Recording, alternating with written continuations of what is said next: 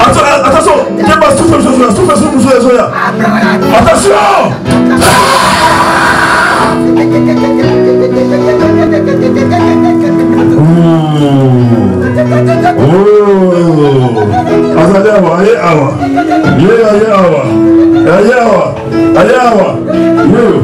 Attention, passer, attention. Voilà.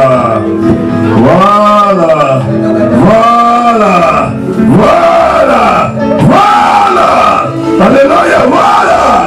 Oh, ya. Attends, on a moué.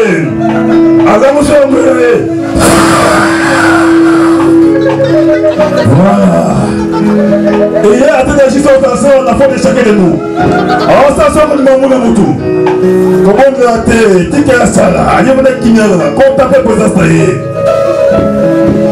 tu appelles pour ça, il y a pas de ça, oui, allez pas là.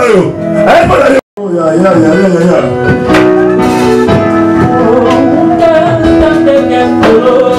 Après, on va casser ce cas.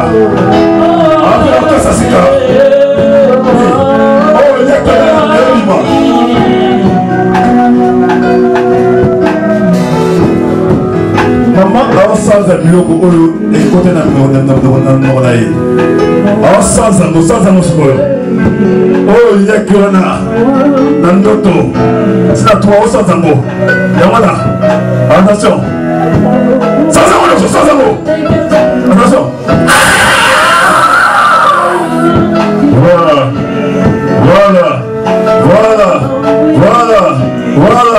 Voilà. Allez, Santa. Ebima. Écoutez, Ebima. D'accord, mon Yesu. Comment mon Dieu? Ensemble, mon Dieu,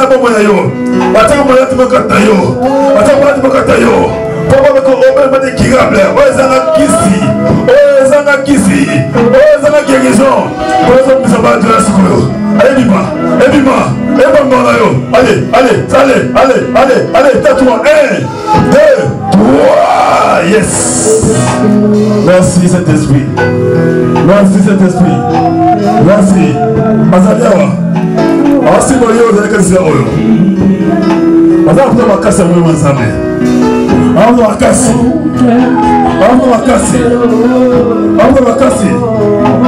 Azali besoin makasi. Sante sopa makasi koyo. Aongo makasi. Reçois la force. Reçois. Reçois,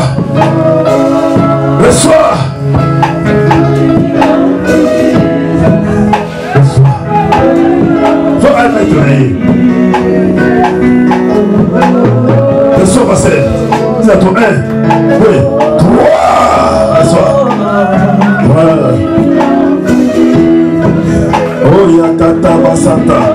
Oh, yakata shita basata. Oh, yakata basita. Mara ko pisole do kana mana.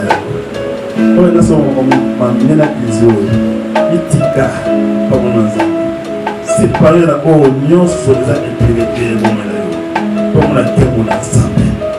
Il faut que nayo, comme l'ensemble na nzela. Yo zoka Joseph pa.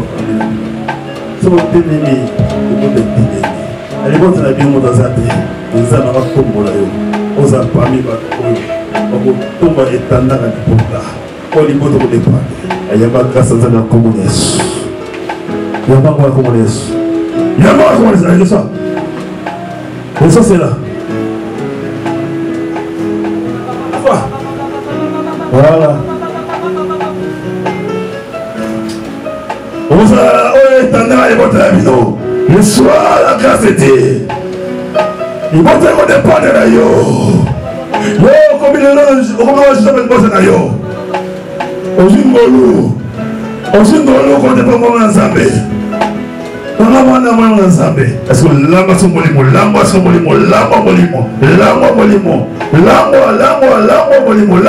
et qui quitte le goût de toko. Grâce pour ma bonne. Alléluia. Alléluia. Langwa molimo, maman, langwa molimo. L'homme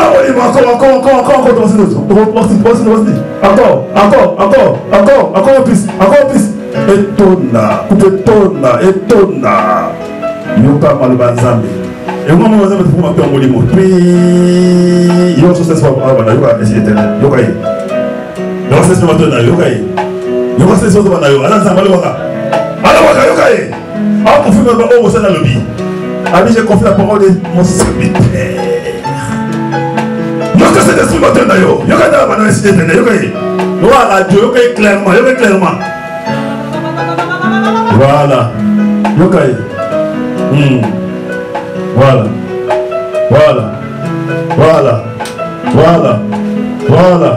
Voilà. Et c'est moi. C'est moi. Alors, d'ailleurs. Ok, bien, le voilà la radio, ok, clairement pas le baka. Merci d'esprit. Merci. Alléluia. Oui, merci d'esprit. Merci. N'importe quoi la puissance pour ceux qui ont payé. On dit comment on peut ça m'a soumou. Oh, comme ça soit le Yesu. Oh, c'est merveilleux cet esprit. On nous va pour moi les coco.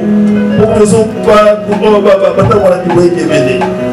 Oh, tu es merveilleux. Tu es merveilleux. Yo olingara alléluia. Olingara. Oh, ça va trop la dina. Adama sumu. Pour ça va mon bassin là yo. Merci. Sois Jésus. Encore. Overdose. Attention. Overdose au nom de Jésus. Et tu es là quoi ça va.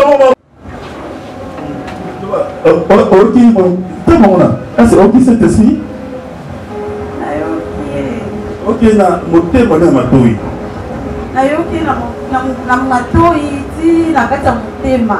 Ok neto ba neti radio boy neto ba boy. Ok boy on tu vois. Na yoki ya rubenga. Obi fasa de la ye. Naza mopona mina ye. Naza mutanyongo. Il faut na salila. Mutanyongo. Para ye. Tonatinda ba moki il faut na salila ye. Zuluka nini nyonso sa pesa na. Apesa na nyonso na zuluka nini. Na salila ye. Oh le kami, reçois la gloire de Dieu, reçois la gloire de Dieu, la moi molimo. Tika ya, mais poser la série comme il est comme catch. Tika ya pas payer madame molimo de. C'est ça maman, on peut pas le belayer. Non catch va américain. Oh, c'est molimo. Aussi pas de thé. Donc à cadet là yi. C'est ça maman fait là yi. Les patates c'est pas tout ça la biso, à le la biso, à François Michel molimo, à ça va venir comme les biso. Amen. Vraiment, dimanche, donc dimanche, pas pour recevez les Saint-Esprit. 3:10. Vous avez revêtu l'homme nouveau. Voilà, pour toi, ok. Vous avez revêtu l'homme nouveau qui se renouvelle pour parvenir à la vraie connaissance. Ah, voilà, pour toi, oui, c'est un coma. Alléluia. Na connaissance de malamu. Vous avez revêtu l'homme nouveau qui se renouvelle pour parvenir à la connaissance, à la vraie connaissance.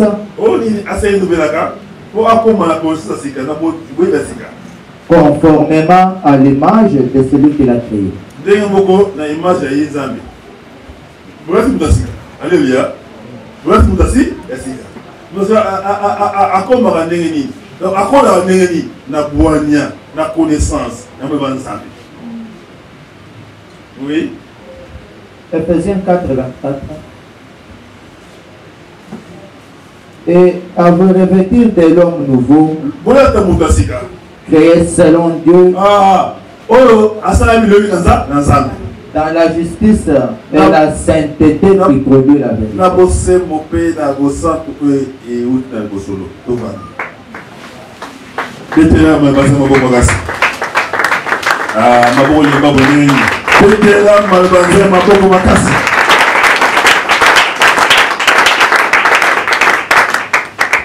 Dieu avait soufflé pour la deuxième fois pour créer un homme nouveau. Alléluia. Cet esprit a quitté le biseau. Toi, tu as fait le biseau. Pour avoir comme ça, tu as fait un sika. Tu as expliqué à moi dans mon dindo. Tu as comme on est sur Azali. Au moins, ils ont deux choses à dire. Alléluia. Tu as comme on est dans ton toit. Au moins, ils connaissent ça, ils sont dans le monde. Tu as un serment. Tu as connaissance. Alléluia. Et on montre que tu as attiré Thomas, attiré le ministre. On va avoir une grâce particulière. On va aider les gens. Tu as un statut parfait à Jésus. Tu as un en fait, Satan a un argument sauté. Tu as compris les bons amis dans l'histoire. Parce que tant que je fais un cas en vrai dire, ce n'est plus un homme ordinaire. Parce que mon ordinaire, on a un homme extraordinaire. On a mis un Nzambe. On a mis un Nzambe Mobimba. Parce que Nzambe, c'est ça qui est possible à Nzambe avec un taillot. Alléluia. Pas comme ça Nzambe. Protocole. Bon, il y a des bateaux, il n'y a pas de contre la carte, s'il vous plaît. On va voir contre la carte. On va tout ça, bidon. Soit aussi protocole, aussi pasteur non pété. Soit aussi protocole, aussi président de l'écologie. Mais vous savez comment on est l'église. Oui, vous pouvez ensemble. Si vous ne payez pas le protocole, on va place. Voilà, tout ça. Soit aussi protocole, il y a un protocole qui est dedans, on se sous déjà. Mais il peut mourir, on va rater mon lingua.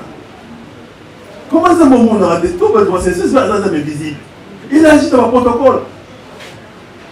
Ça, c'est parce que tout ça va encore. Nous avons une rébellion. Sauf que c'est pour sa rébellion. Et dis, ne marche pas les rebelles. Tu ne verras jamais la gloire de Dieu. Alléluia. Alléluia. Mais les gens qui viennent de l'église, aux jours pour beaucoup d'ensemble, ils vont aussi avoir mille. Comment c'est pour toucher? Amen. Tout est resté sur ça. Alléluia. Ne m'étique pas cet esprit. Donc, moi, l'équipe doit m'éteindre très bon. Donc, moi, cet esprit, c'est la même chose. Tout le monde ne va pas mourir. Et au moins, il va te bénir, c'est ça, sur côté. On va prendre. Comme ici, il est sur la zone du temps. Et puis, les gens ont besoin de regarder. Même dans la bâtiment, il y avait beaucoup d'aveugles. La ville, il va être béni. Car le bâtiment est béni. Alléluia. Moi, ça m'a dit là. Et c'est pas la seule malade. Parce qu'on va être béni. Car il est moi béni. Il y a même des églises, on fait qui dit la gloire à Israël. Moi, ça se passe tout, va être distrait. Ça se passe à suivre gloire dans ça. Il y a un rapport dans l'église, on a été pour la missionner, mais ça va rapport à mon encore. Les gens qui me donnent pour aller des adhésions. Dites ça fout dans votre pays. Regarde mon corps, pas discuter. Alléluia. Le Saint-Esprit, il est Dieu. Il agit dans ma ministre. Oh, c'est la carte bon. Pour appeler ça bon. Le légué. Après ça, le légué à mon Zambé. Donc là, la nature, donc toi, tu comprends les autres amis.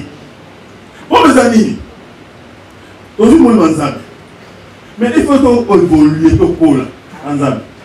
Pour ensemble, on peut pas responsabilité dans lui. Quand on ne fait pas Adam, on Adam a coquille. Avec Beno, a coquille, Adam se fait ça, alléluia. Attends, on peut se Banyamakobo, na simana ya pese moi si. Vous en avez? Alléluia. Donc, nous avons vu que complètement nini.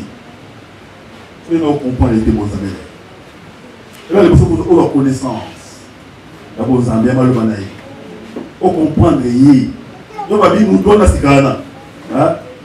Babi a renouvelé la connaissance des okola.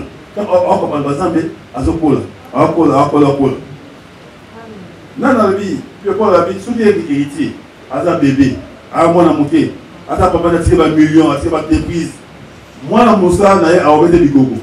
À un cerf responsable à Bissala. Ceux qui nous ont dit, parce que sur le sol, pour la, pour des gogo, parce que sur la, parce que héritier, on a croyé, plutôt croyé, parce que ça y est. Alléluia. On a dit gogo. Comment on ça? On t'a TV, vous avez TV. Kétan. Oh. Ah, Kétan. Voilà ça, moi, mon Dieu. Je suis bien soigné, mais quand on là, à comprendre où il y a Zali, à associer que non, n'a pas papa Nangaï, oh, on a pas la moussala na biso. Télévision est à Nangaï. Dans le testament, Nangaï, dans le testament, on a droit pour le moment moussala. Tout le monde a métier pour aller qui va dans le moussala. Vous me soutenez? Moi, ça n'a pas de moi, mon Dieu. Vous me soutenez? Alléluia. C'est comme ça que nous avons Zambé de Monanaï. Comment nous avons Zambé? C'est que nous n'avons pas quoi ça biso. Tout ma dimension, tout comprend de bon Zambé. Nous sommes capables. On l'oublie comme ça l'ami. On s'en fout la paix, il va mettre ma vie qui s'amie. On gagne, il va dire ma kimi. Et quand tu changes ou pas, il va dire Monanaï. Paye. Non, c'est pas ça la vie chrétienne. Comme là. Donc on est dit. C'est l'objet, c'est la même chose. Alléluia. C'est ce que je vois tout comme on a dit. Va voir Christ avait souffert pour la deuxième fois. Pour créer un homme nouveau à nous. Alléluia. Et le but de cet esprit, Azar n'importe qui était, Azar Nzam n'est pas à Moutou. Abrahamawa, Okresengo. Alléluia. À ma sentiment, l'émotion, à la tristesse, dans la quantité, bien au monde. Alléluia. Alléluia. Et puis, le nom de notre parole. Le Saint-Esprit inspire trois grands domaines de la vie de la foi. Comment? Le Saint-Esprit inspire trois grands domaines de la vie de la foi. Vous voyez, madame, appelez Maka, inspirera biso dans trois domaines de la vie chrétienne. Alléluia. Alors, dans le domaine de la prière. Inspirera biso dans le domaine de la prière. 2. Dans le domaine de la lecture des Écritures. 3. Dans le domaine de la vie communautaire. Ça va? Comment? Et c'est ce qui nous inspire dans trois domaines de la vie de la foi. 1. Comment? Dans la vie des prières. 2. Dans la lecture des Écritures. 3. Dans la vie communautaire. Dans la souria, à vos souris. 1.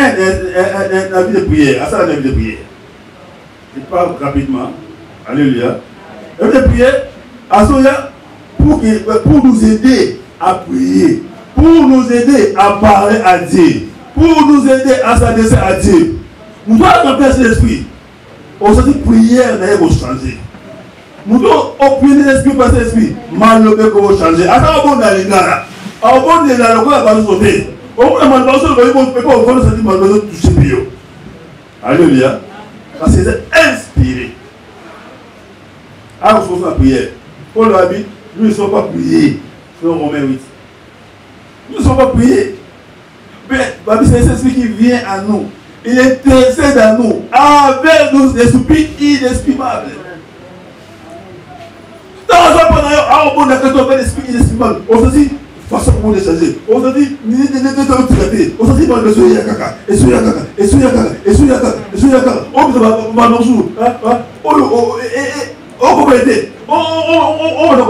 prier. Alléluia. Au pied, on va mettre compassion et l'eau. On se l'est là. Ça, c'est cet esprit. Dans la prière. Et on doit dire à cet esprit, tant que vous avez sur la vie de prière. Alléluia. Assouvez nous. Appelez-nous. Quand il prie à nous, la prière, ça sera fantastique. Alléluia. Et deuxièmement, dans les Écritures. Alléluia. Dans les Écritures, au moment où on dans la Bible, si on s'espère en chose qui est lié, on ressent une révélation. On fait vraiment autant dans chaque jour. On comprend la montée. Mais si on comprend ça, c'est juste. Alléluia. Et cet esprit, il est merveilleux. Et troisième point, il unifie la vie communautaire. inspirer les témoignages de l'église. On peut sa vie d'église. On peut essayer mon abandon. On peut l'église d'abord. Alléluia. À ça, vous témoignez Jésus. Pas de miracles, pas de signes, pas de prodiges, pas de témoignages. Il pousse déjà à témoigner Jésus-Christ. C'est ainsi. Quand il est là, au monde a posé spontané, on a télévisé. Parce qu'il n'est pas une personne humaine, mais une personne divine. Alléluia. Alléluia. Alors, comme je comprends, laissez-moi Dieu. Vous parlez de temps rapide. Laissez-moi Dieu. Il est réellement Dieu. Pourquoi Dieu? Dieu. A 5, 3 à 4. Comment Dieu? Comment Acte 5, 3 à 4. Verset de madame, on va rapidement verset non. Elle est comme on a dit ça s'appelle. Quand on va rapidement, on va dire chose. Fais l'enseignement. Pour moi, bon de choses que non, c'est l'esprit à sa bouillette, à me répéter, à forcer, mais à Dieu.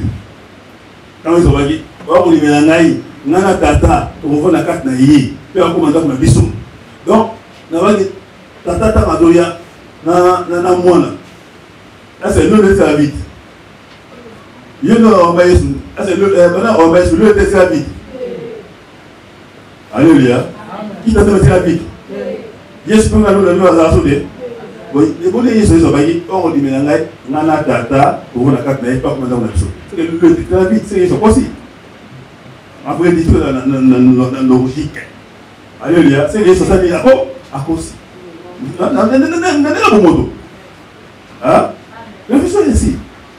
Pour le moment, Lola, la taza à l'homme la quitte. Il y a chose à d'autres papa. Mais, non, comme il y a tata, et ça, la tata bandana. La droite de Yesu Zali. So, ayaka qui sont des génies. Hein? Paquet magique, paquet formé. Là-bas, on le dit. Ah, on se le dit. Vous voyez, aïe, papa, paquet formé. Quatre choses. Hein? Oh, yes. Par les Saint-Esprit. Alléluia. Alléluia. Alléluia. Quand vous êtes aïe, quatre nananayo, c'est la présence. Il y a papa, dans moi. Pourquoi? Parce que nous avons origine avant la création. Dieu était esprit, vidéo, informe, incolore, inodore, forme vidéo. Alléluia. Après, nous allons nous donner tata, après la kiti, après avoir abissé ça, nous allons il y a moi. Alléluia. Moi, il y a un vidéo. Papa, il y a un vidéo. Alléluia. Soit il y a mis Jésus. Vidéo là, et quand nayo, il vend. Le temps il vend, c'est tata na moi. Pour ça, sa vidéo là, on peut mixer des esprit. Mais c'est la bonne pour moi. Donc, cet esprit n'est pas une force. Il est Dieu. Alléluia. Parce qu'il a la volonté. À Moutou, à Ezra. À penser à la paix, à penser à la paix. À la paix. Alors, la paix. Mon Paul qui était quelque part, c'est du Paul. Pour noter un moment à aider. Vous aider, changez beaucoup. Toujours, bon, je n'ai pas prié, je n'ai pas prié. Maman, à lobby, l'église, à l'époque, il y a Paul, on a l'église va se exaucer. Notre mission quelque part. Alléluia. Il parle. Acte 5, 3, 4.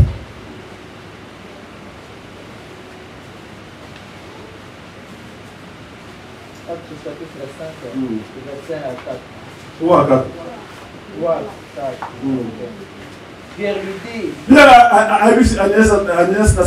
Ananias. Oui. Pourquoi Satan?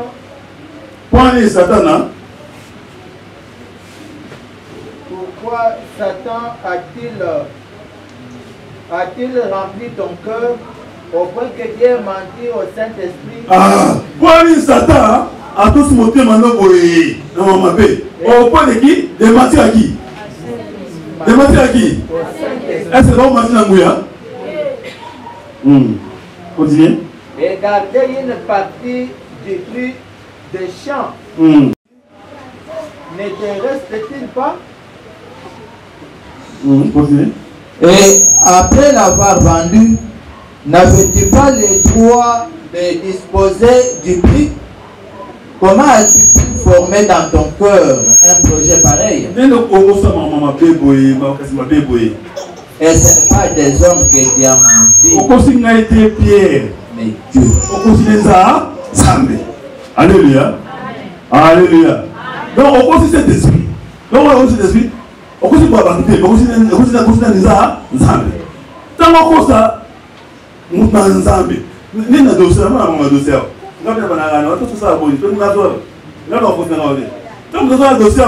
On s'est dit que on a début vérité.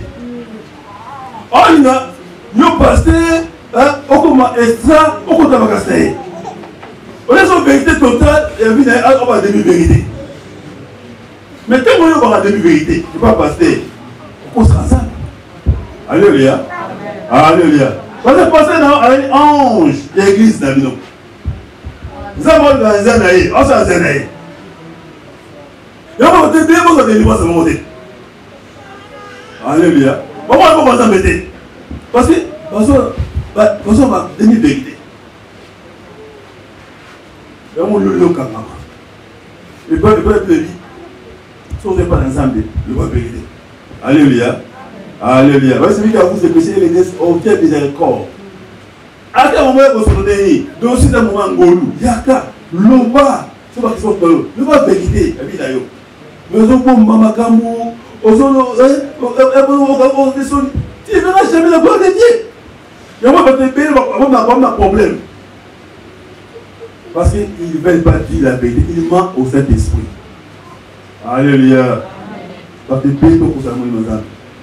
Soit sur le dossier monnaie. Là, je vais tout soit qui dossier, je vais tout. Moi, c'est parce que je vais équipe dossier. Qui va dire que c'est pas parce que il y a quand même un dossier. C'est ça. Alléluia. Mais il y a un moté pour confesser. Les hommes au fond là. Alléluia. Awa Ananias apôtre Pierre. Il y a un grand apôtre Pierre. Nous allons après passer la maman. En réalité, il mentait au Saint-Esprit. C'est-à-dire qu'à chaque fois, s'il ment à ton leader, on repose à Saint-Esprit. Alléluia. Donc, amen. Donc, il est le Saint-Esprit est Dieu. Deuxième point, éternel des armées. Il est aussi éternel des armées. Comment éternel des armées? Comment? Au point 1, Dieu. Deuxième point, comment éternel des armées. Pour ça, comparaison des versets. Acte 28, verset 5 à 27. Nous sommes dans Ésaïe 6, chapitre 3, verset 8 à 10. On va faire comparaison de cette éternel des armées. Acte 28, 25 à 27. Et puis Ésaïe 6, verset 3 au 8 à 10. Acte 28 25. Comme il se retira en désaccord, Paul n'a ajouté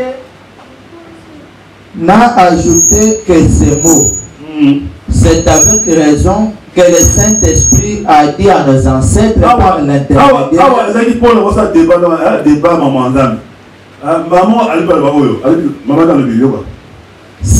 raison que le Saint-Esprit a dit à nos ancêtres par l'intermédiaire du prophète Esaïe. Va vers ce peuple et dit, vous aurez beau entendre, vous ne comprendrez pas. Moi, c'est pas avec la quoi. Vous aurez beau regarder, mais vous ne verrez pas. Autant là, mais bon, mon a, tant nous, Esaïe, Esaïe, rapidement. Esaïe 6:3. Ils craint l'un à l'autre et disaient Saint, Saint, Saint est l'Éternel des armées. Toute la terre est pleine de sa gloire. Ah, les armes, ils vont rouge. Hein? Pourquoi adorer les armes? Comme vous avez dit, pourquoi dire mon santo, il y a éternel des armées. Ah, il y a pas de Verset 7. Il a touché ma bouche et dit ceci. Ah, je m'en touché Esaïe. Ceci a touché tes lèvres. Ton iniquité est enlevée, ton péché est expié. Continuez, papa. 10. 7, 8. 7, 8. Ça peut 7 et 8. J'ai entendu la voix du Seigneur disant, qui enverrai-je et qui marchera pour nous? J'ai répondu, mais voici, envoie-moi. Il dit alors, va et dis à ce peuple. Ah, Kenès, c'est le bon. Comment Paul a dit dans le Nouveau Testament, à l'habitant de l'Albanie. Ah, Yoka. Vous attendrez et vous ne comprendrez point. Ah, on a Zoba, éternel des armées. Ah, bah, beaucoup Yoka, mais vous comprenez. Vous verrez et vous ne saisirez point. Au monde, mais aussi ma beauté. Rends insensible les cœurs de ces peuples. Alléluia. Amen. Donc, apôtre Paul, ensuite de ce Esaïe. Alléluia. ABC Libota. Il y a un moment donné, cet esprit, ce qui va construire ma oyo. Alléluia. Mais ça fait tout à l'heure. Est-ce que va passer pour cet esprit? À qui parler? Éternel des armées. Donc, quand l'éternel des armées parle, ça veut dire que c'est celui qui parle. Alléluia. Donc, ce esprit éternel des armées. Alléluia. Il parle. C'est bon. Troisième point. Il est Jéhovah. Et c'est Jéhovah. Jéhovah dit quoi? Jéhovah, il en a hébreu. Et que va dire? Éternel. Alléluia. Mais voilà, éternel. Il est Jéhovah. Donc, on va se déplacer. Hébreu 3. Aujourd'hui, Hébreu 3, 7 à 9. Aujourd'hui, Exode 17, 7. Rapidement. Hébreu 3, 7 à 9. Exode 17, verset 7. Hébreu chapitre 3, verset 7 à 9. C'est pourquoi, comme le dit le Saint-Esprit, aujourd'hui, si vous entendez sa voix, n'endurcissez pas votre cœur comme lors de la révolte, comme les jours de la tentation dans le désert.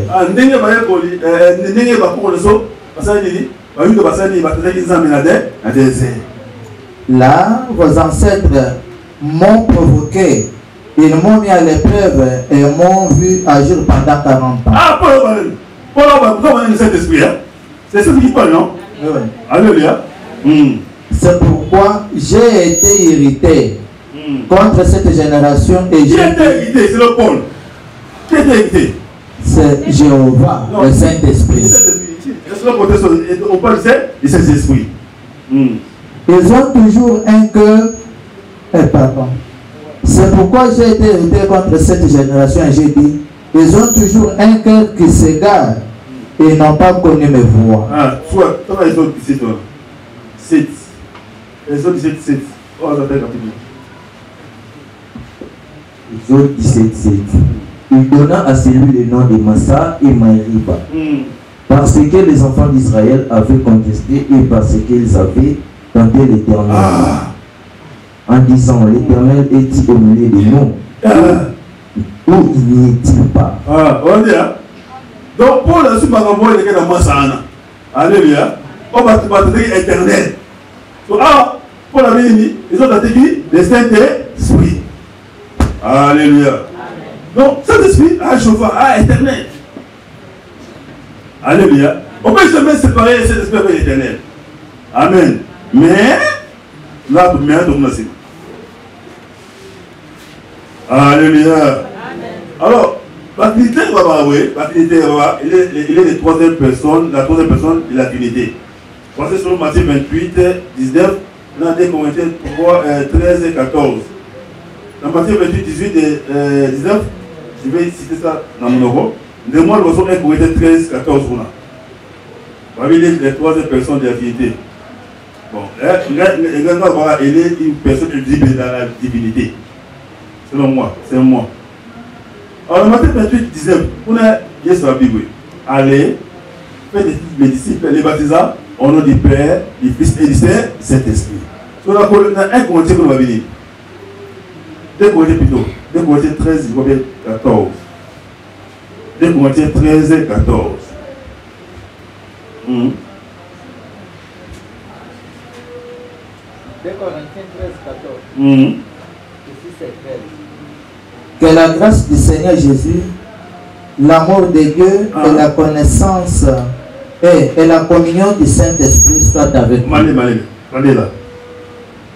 Que la grâce du Seigneur Jésus-Christ. La grâce de qui? Du Seigneur. La grâce du Seigneur Jésus-Christ.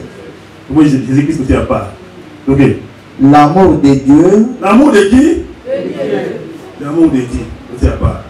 Et la communion du Saint-Esprit. La communion de qui? Saint-Esprit. Ah, pas. Alléluia. Merci. Donc, voilà pourquoi il y a 3 personnes en Dieu. Alléluia. Oui, moi j'ai appris ça. Alléluia. Au lieu de dire la Trinité, il faut dire il y a 3 personnes en Dieu. Oui. Voilà, c'est la même chose. Parce qu'il va se rappeler bien. Dans ce pour passer la mission. Savez-vous ce qu'il y a un? Nous savons ce qu'il y a un. Il y a un seul Dieu qui est dans les cieux. Savez-vous? Il y a deux. Savez-vous ce qu'il y a toi? Nous savons ce qu'il y a toi. Alléluia. Jésus-Christ à nous. C'est quoi? C'est l'espérance de la gloire. S'il y a Christ en toi, il faut que le monde ait la gloire. Katayo. C'est pour d'aller là. Voilà, il y a ce souffle qui peut être par moi. Il y a éternel Dieu tout ça. Comme il a soufflé. Recevez cet esprit. Évitez cet esprit. Gloire dans l'ensemble de notre moyen. Gloire dans l'ensemble de notre moyen. Gloire dans l'ensemble de notre moyen. Gloire dans l'ensemble de notre moyen. Venez-moi bien, gloire, c'est gloire. Gloire, c'est gloire. Gloire, c'est gloire. Gloire, c'est gloire. Gloire, c'est gloire. Et gloire dans le ton à Oyo. Akabane kolia mutu mungu na libota na yo. Apoza gloire à Zambia Katayo. Mutu na komi enyamamable. Bakolie soute. Pourquoi? Parce que yo moto nzambe oza na libota. Yo moto nzambe otelemi. Kamo nzambe wana taki Josué Téléma. Téléma. Kobanga te. Longola kobanga. Longola kobanga te pour la célibataire, kobanga te pour la piaka, kobanga te pour kisayo, kobanga te pour les soupçons pour la kobanga te, nzamba tiyote, pour tiyote, akatayo, c'est considéré, limona, nzamba limona yo, avec cela, tu fais des grandes choses. Quand la maman va bon mon aïe va comme on est. Quand la maman va comme on est. Kende, Teya, Savon Abel, démontrer que vous êtes ensemble. Laissez votre pièce passer à Zalou Nimoko, Lélo, Lobby, Pélipé, Libula. Laissez le soir pour tout le monde là. Yes, Massia. Ah, toujours tout le monde est Massia. Ah, toujours tout le monde est Massia. Ah, bah, quoi, c'est remonté. Ah, bah, tout le monde est Massia. Voilà pourquoi Christ avait soufflé pour la dernière fois. Recevez les Saint-Esprit. Pourquoi et il a déjà fait de toi un homme nouveau. Voilà pour moi comme on est.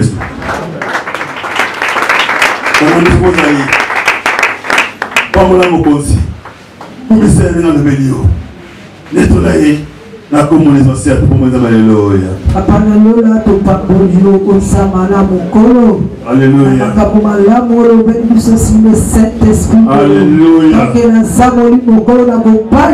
Tupelanga na matimaso. Na otika na kokomate. Na sera na ngaba kofi masekwa. Na sera na ngaba mono kote bamono.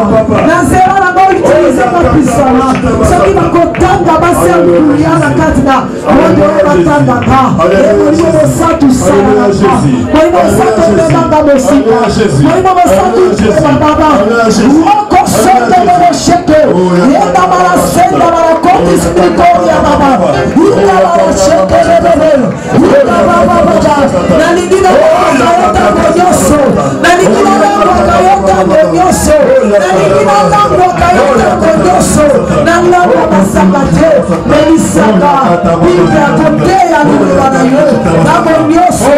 Yenda mara shende bebe bologe. Tozala biba na nguya, tozala pasi ya nguya, ozabe ulumela kati na biso. Leko somo lelo samba bara kuti sikebe, abiskuti sikama gede saka mama. Akushike bilenge. Voilà. Voilà. Parole qu'on les pose à lui. Bazambe tata.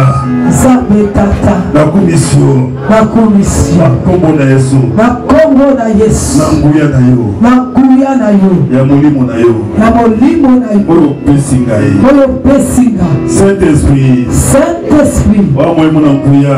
Yo molimo na nguya. Oza molimo na elonga. Oza molimo na elonga. Oza molimo na miracle. Oza molimo na miracle. Oza molimo na lisekwa. Oza molimo na lisekwa. Sala kati na ngai. Sala kati na ngai. Sala kati na ngai. Sala kati na ngai. Transforme ngai. Transforme ngai. Komisanga mwasi ya nguya. Komisanga mwasi ya nguya. Komisanga mopale ya nguya. Komisanga mopale ya nguya. Gloire na yo.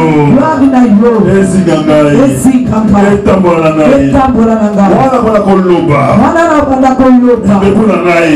Ibepu na ngai. Episa kembo na yo. Epimisa kembo na yo. Episa ba oracle na yo. Epimisa ba oracle na yo. Kombo na Yesu. Kombo na Yesu. Kombo na Yesu. Kombo na Yesu. Kombo na Yesu. Kombo na Yesu. Kombo na Yesu. Kombo na Yesu. Kombo na Yesu. Kombo na Yesu. Kombo na Yesu. Kombo na Yesu. Tondi sangai. Na kuya na yo. Kombo na Yesu. Obodelo le bisati posa snesikolo. Aho sala soko ni mwana tangolo. Yewana azo sopa et probable la bombe na yo. Ah souffle. On peut passer la bombe na yo. Oh la bachita kola santa. Il est là de cet esprit. Oui. Il est là. Il est là de cet esprit. Oui. Alléluia.